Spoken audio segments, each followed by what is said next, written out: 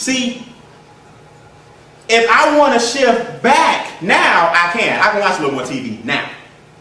I can go to some more games now. I can do some more things now. Because see, now I got a little more balance in this financial side. But I had to get that straight at first. You shouldn't even be enjoying yourself if you're on vacation broke. Think about what I'm saying. I know people getting married broke. You are doomed from day one. I'm just being honest with you. A friend of mine left me a message. Brian, I know you busy. I know you out traveling. I know you doing your thing. But when you get back, I want to sit down and talk to you about helping with our wedding. So let me get this straight. You know I'm busy. You know I'm traveling. You know I'm doing things. But you need me to help y'all pay.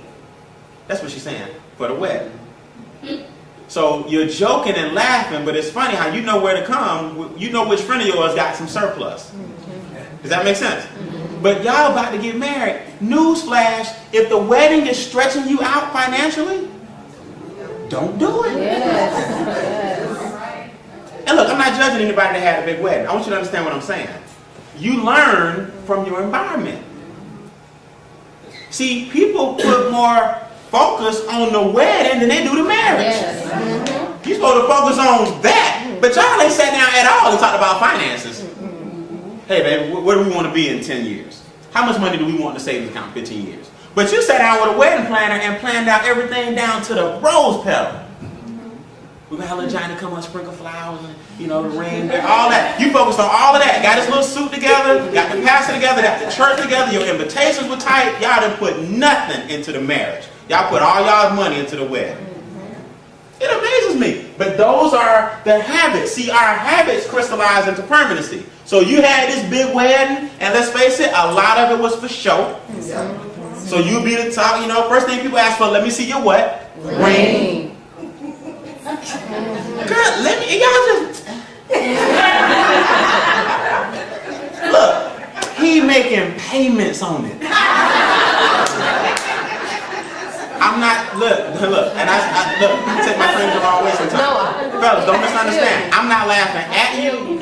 Ladies, I'm not saying it's funny. I'm saying if we have to pay on it, you get what you can afford at that time. If that's the case, look, the bank making money off you. All the jewelers making money off you. Now when your paycheck comes, you got to pay on the ring. And you financed it. Don't you have enough stuff that you financed? You know how we can't do that? Because our environment and our habits say, if I get you the one that I can really afford, then we don't look at, like now people may laugh at you. So what do I have to do? Society says I got to make it fat, right? Got to make it bigger than it really is. So now I got to go out and put more money than I have into something for other people. So we all in this big pool of flossing for other people. So now you can go, and then you on the side. You know, that's a symbol, a representation of you, and it's not. You get what you can afford. I'm just giving y'all an example because that's habits, and we pass that down.